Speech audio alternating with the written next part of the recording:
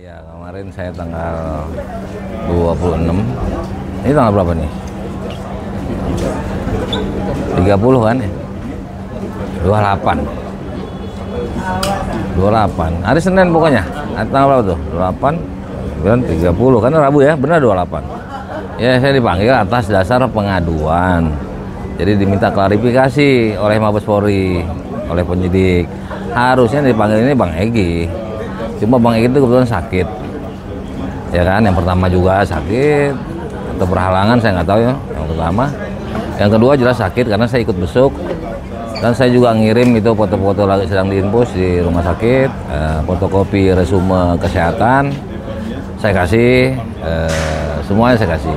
Sehingga untuk mungkin untuk efisiensi waktu, jadi Bang Egy digantikan oleh saya. Walaupun nanti akhirnya kemungkinan besar secara hukum saya juga akan dipanggil. Jadi saya dahului lah untuk tidak membuang waktu. Nah, panggilan tersebut adalah terhadap laporan TPUA, Tim Pembela Ulama dan Aktivis, terhadap Jokowi yang diduga menggunakan ijazah palsu. Laporan kami itu udah lama sebetulnya, sudah kira-kira 9 Desember 2024 kami laporkan. Jadi itu untuk memenuhi itu saya hadir. Nah, jadi nampaklah di sini bahwa ini memang akan di follow up laporan kita. Ya buktinya apa? Ya buktinya nyata. Kita dipanggil oleh Mabes Polri. Dan saya terangkan semua, ditanya asas legalitas dan lain-lain. Yang jelas saya singkat aja saya menyampaikan bahwa penyidik Polri betul-betul profesional, proporsional dan objektif. Transparan. Nah, betul-betul ya proporsional sesuai fungsi dan tugasnya penyidik. Jadi kita yakin bahwa perkara ini akan dinaikkan. Kita yakin sama penyidik Polri. Dengan bukti-bukti kita sudah dipanggil. Nanti bantu aja doa ya. Oke. Nah, karena ini semua bukan urusan TPUA dengan Jokowi, tapi Jokowi kepada bangsa ini seluruhnya. Semua dia bikin korban apabila dugaan daripada kami, dugaan daripada publik, dugaan temuan-temuan daripada pakar, Pak Suryo, Pak Rismon, Dr. Tipa, ya kan? Nah, Padilla yang mau ngelirik kami itu benar. Mudah-mudahan, ya kan? Semua jadi biar terang dan jelas. Oke, makasih Pak. Sama-sama.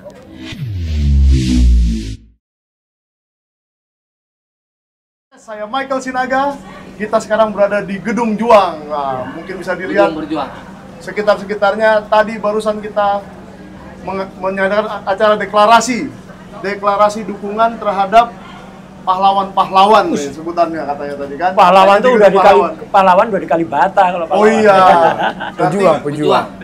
Pejuang karena ya, masih hidup seperti saksi hidup yang di sana. Iya.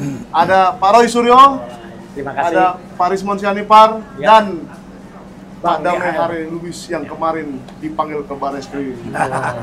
Kemarin Pak Damai ke Barreskrim, hari ini Jokowi ke Polda Metro Jaya. Gimana Pak Janes?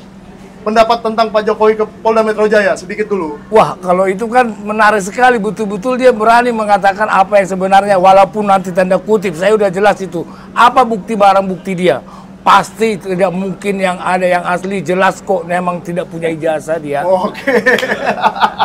Jadi, apakah ini sebuah kemajuan untuk perjuangan kita atau kemunduran bahwa Pak Jokowi itu mau datang ke Polda Metro Jaya, Pak?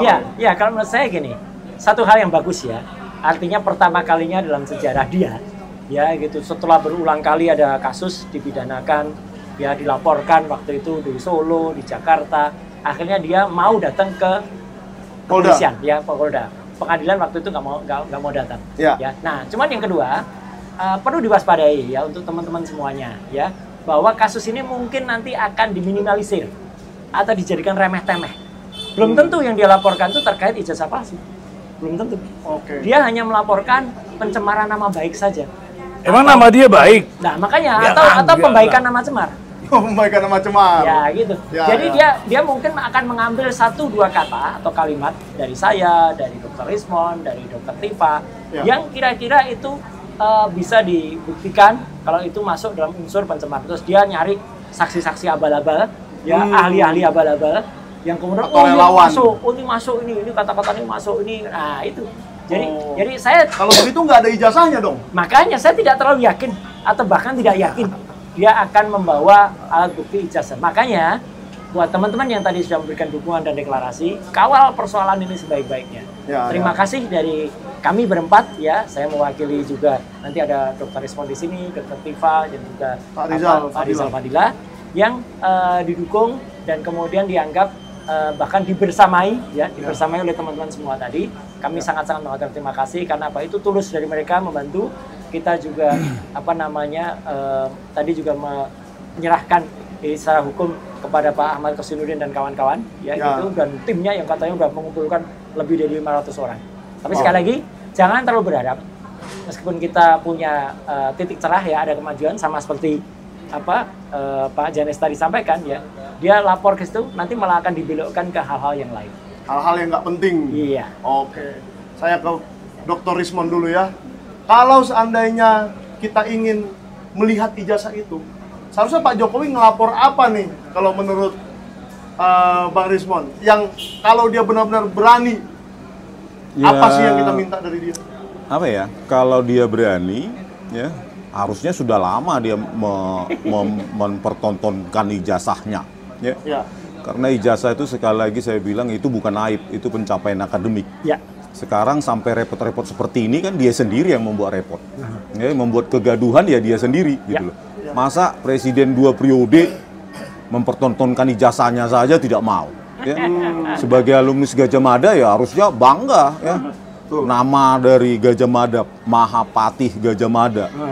Itu kan harusnya bangga, tidak ada satupun alumnus Gajah Mada yang malu-malu untuk menunjukkan ijazahnya gitu. Ya itu. Itu perlu kita uji gitu loh. Nah, berdasarkan tadi malam kan di iNews sudah kita munculkan lagi bukti eksklusif ya oleh itu dari dokumen UGM bahwa satu nama dosen itu tanda tangannya berbeda. Makanya saya bilang sama UGM, bertobatlah. UGM itu bukan milik kalian. UGM itu milik rakyat dari Sabang sampai Merauke. Ya. Tempatkan UGM di di atas kejujuran dan transparansi akademik. Gitu. Kalau UGM punya konsep transparansi, maka kasus ini sudah lama selesai dan Joko Widodo ya silahkan mengaku. Gitu loh. Mengaku bahwa skripsinya palsu 11.000 triliun %. Kalau skripsi palsu, kalian bisa jawab sendiri kan?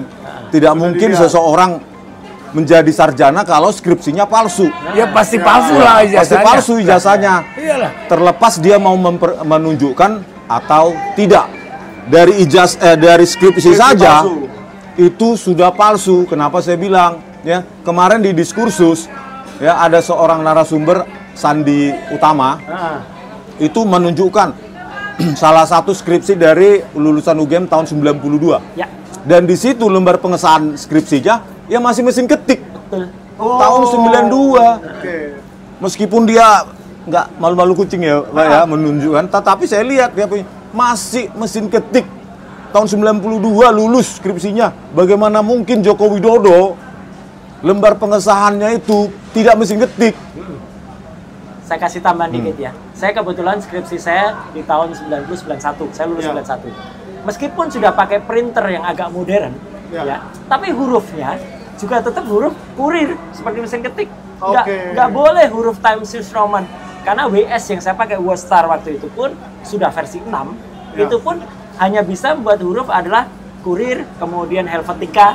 Ya, dan sans serif gitu ya. Ya, nggak bisa Times New Roman yang bagus, kalaupun dicetak ya bintik-bintik karena itu dot matrix gitu loh. Gitu. Kalaupun pakai lasernya juga masih laser yang belum benar-benar rapi atau halus. Jokowi bisa berbohong kepada pendukungnya. Ya. Karena cinta buta atau segala macam. Tetapi Jokowi tidak bisa menipu teknologi. Ya. Kalau ada di persidangan nanti karena kepercayaan terhadap laboratorium forensik Polri ini sangat minim karena terbukti di kasus Jessica memanipulasi barang bukti digital, video CCTV itu, ya, Tito Karnavian, Krisnamurti, Muhammad Noah Lazar dan Christopher, maka kita minta juga di laboratorium forensik yang ada di luar negeri.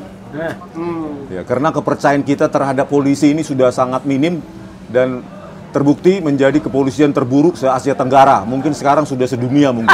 Tapi Pak Rismon, apa Bapak tidak takut diadukan pencemaran nama baik juga oleh Tito Karnavian atas pernyataan Sudah tadi? saya setahun saya teriakkan ini. Oh, kalau Saya mau tantang diadukan, Tito. harusnya dari dulu. Adukan, gitu loh. Oh, Setahun ini sudah saya tantang Tito Karnavian, ya, dan Krisnamurti. Jadi saya pikir kalau kita negara ini sudah lama, 10 tahun dipimpin oleh Joko Widodo, itu sudah kita jadi generasi pengecut, generasi yang penjilat. Maka saatnya sekarang kita menjadi generasi sesuai yang diharapkan oleh para pahlawan kita, ya kan? Jangankan ancaman penjara, Joko Widodo, ya, ancaman nyawa pun saya hadapi, gitu, ya, karena saya pegang, ya, keilmiahan. Anda boleh berbohong terhadap di Indonesia ini, ya, orang-orang yang mendukung Anda, tetapi Anda tidak bisa berbohong tentang teknologi evolution yang catatannya terdokumentasi dengan baik. Oleh karena itu, sebenarnya ini gampang untuk disudahi oleh Pak Prabowo Subianto. Terjunkan Kementerian Pendidikan Tinggi, Sains dan Teknologi, karena itu otoritasnya di atas dari UGM. Ya. Siapa bilang UGM nggak salah? Nggak pernah salah. Itu terbukti tadi malam. Memalsukan dokumen loh. Satu nama dosen bisa 2 tanda tangan berbeda. Gitu loh. Oleh karena itu, ya, dari latar belakang bahwa banyak juga perguruan tinggi yang memperjualbelikan ijazah, ya, kenapa enggak UGM? Mereka bukan malaikat, gitu loh. Oleh karena itu, turunlah Pak Prabowo, terjunkan menteri Anda yang profesor dari ITB, nanoteknologi. Ya, terjunkan ahli-ahli ke UGM untuk memeriksa langsung itu. Ya. Dan kita siap ikut ya Bang Rismon, ya? Iya, gitu loh, itu baru fair. Turjunkan Pak Prabowo. Sudahi ini, apapun resiko politik yang Anda harus hadapi. Malu kita sama dunia, Pak Prabowo Subianto. Kalau hanya karena ini yang sudah jelas palsu ini, anak-anak bangsa dikorbankan, kita pecah belah. Padahal jelas itu palsu. Palsu. Ya, sebelum nanti misalnya ada kita korek dikit Bang Damai kemarin ya laporannya. Sekali lagi kami tegaskan bahwa apa yang dilihat Dr. Rismon, apa yang dilihat Dr. Tifa dan juga saya di kampus Universitas Gadjah Mada tanggal 15 April yang lalu. Kamar 109. Itu adalah primary evidence. Primary evidence itu adalah barang bukti primer, barang bukti, karena itu adalah bukti fisik dari yang disebut-sebut yang diakukan itu sebagai skripsi milik Joko Widodo. Kalau itu kemudian dikatakan, oh skripsinya bukan itu, nah berarti ada kebohongan lagi. Berbohong. Tapi kalau itu, kami bukannya aku yakin ya, kita nggak boleh hanya sekedar yakin.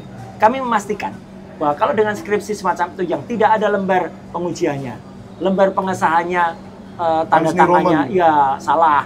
Kemudian, dan sejumlah temannya itu kosong. Ya, demi sesuai dengan skripsi Joko Widodo. Itulah semua ya. Skripsi itu tanpa tanda tangan, ya, seperti Sigit Hartwinarto, Lembah Edianto dan lain-lain itu sengaja kosong dengan teknologi yang sama disesuaikan dengan lembar pengesahan yang ada di Joko Widodo. Makanya UGM bertobatlah, bukan karena kami benci pada UGM, ya salah lah. Penjilat itu yang benci sama kalian, menjatuhkan kalian UGM. Kalau kami, alma mater kami itu UGM.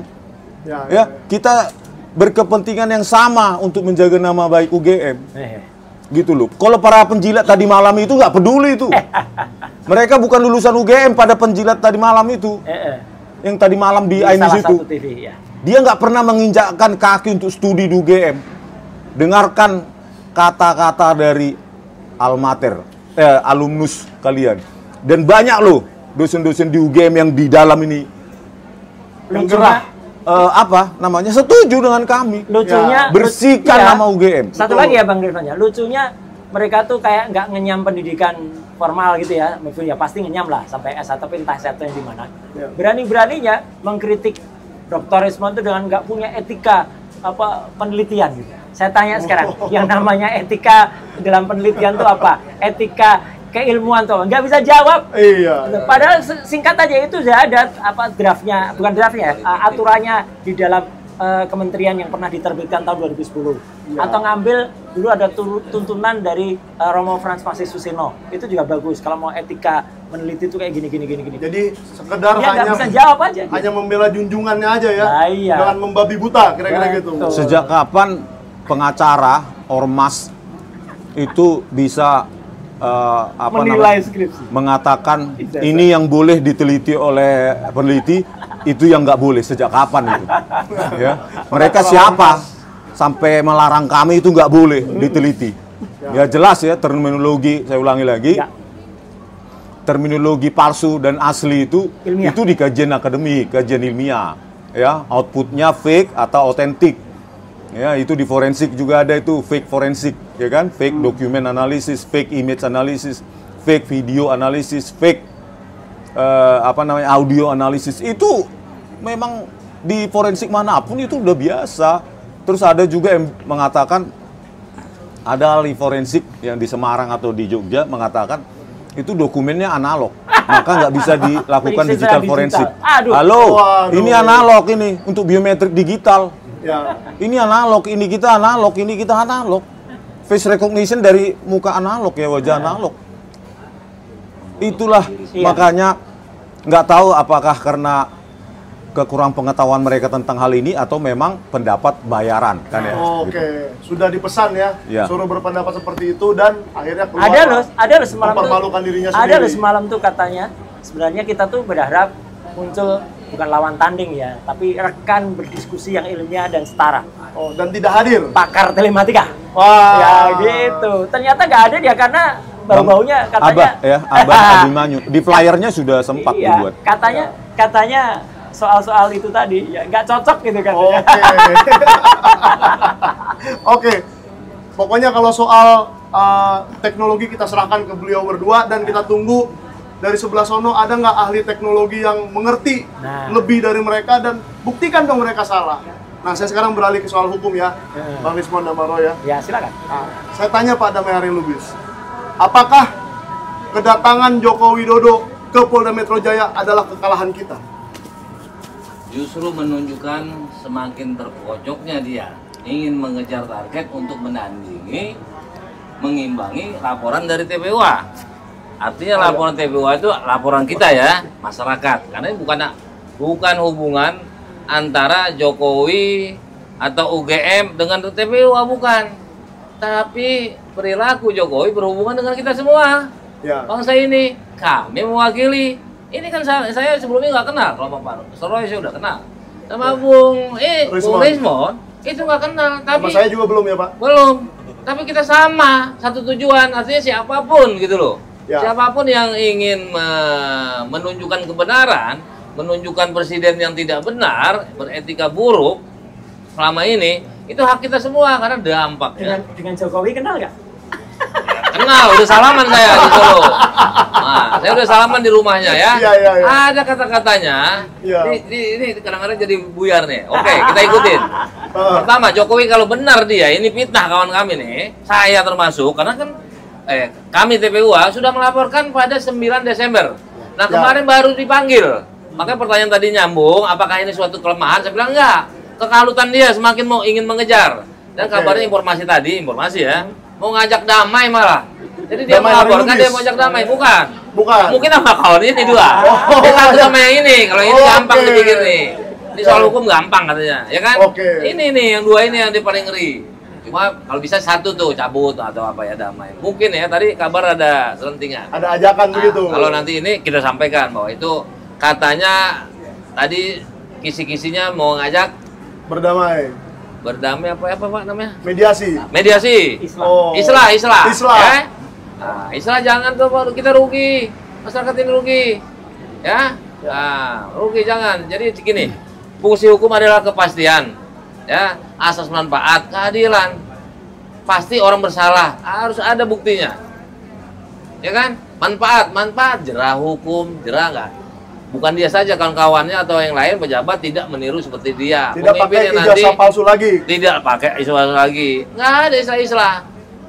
Ya, jangan mau tuh. Saya nanti sarankan sama kawan ini. Tapi ini luar biasa ya. Nah, artinya tuh mungkin level kekerasannya justru saya di bawah mereka. Nah, kalau memang dia betul ini fitnah, dia lapor pasal fitnah sebentar. Jokowi itu hubungannya sangat baik sama kepolisian. Betul? Ya? Dia lapor fitnah. Nih ijazah saya. Lab krim segera. Laboratorium forensik, tangkap ini. Itu logika sederhana. Mau diobok-obok begini, kami sampai datang ke rumahnya. Ini mau ikut nih, turun nih. Saya bilang jangan dulu. Ya kan, kenapa? Lihat suasana. Ini mau orasi. Di depan rumah Jokowi. Cuma saya nggak mau, kenapa? Takut ada pro kontra terjadi. Nah, itulah jadi bahan mereka untuk menyudutkan kita. Ini nggak apa-apa aja melapor, sehingga sampai kumpul orang rame. Yang ngumpulkan projo kok. Iya kan? Projo ya? Projo, ada di situ. Itu kata Intel loh. Menteri. Kata Intel, itu tadi projo Pak, kami juga menasihati agar mereka tidak ya kan, mencegah gini-gini gitu loh. Nah, jadi kita udah dipanggil mengejar itu karena saya Senin dipanggil, udah diperiksa BAP untuk perkara pengaduan kami. Jadi mungkin ada unsur mencegah dengan melaporkan ini. Kalau saya bacanya sederhana seperti itu. Bapak terima nggak kalau seandainya pengaduannya Pak Jokowi diproses duluan? Nggak bisa. Dipanggil duluan tuh yang berkaitan dengan pertama laporan ini nggak masuk akal sama mereka ini. Nah, kita kan sudah melakukan bukan laporan aja. Litigasi itu pernah kita gugat tentang kebohongan, 66 kebohongan. Saat itu Gerindra, siapa? Tokoh Gerindra yang sekarang jadi menteri. Fadlizon bilang bukan 66, salah 100 lebih. Oh. Ya kan? Waktu dia masih ya. Boleh lah nanti Pak Fadlizon siapa tahu ada komentarnya juga kan. Itu di Twitter lengkap. Setelah itu kita masukkan lagi gugatan, Bang Menteri ditahan, kita cabut. Masukin lagi. Ya kan? Koordinatornya bukan saya yang draft 100% gugatan. Ya kan?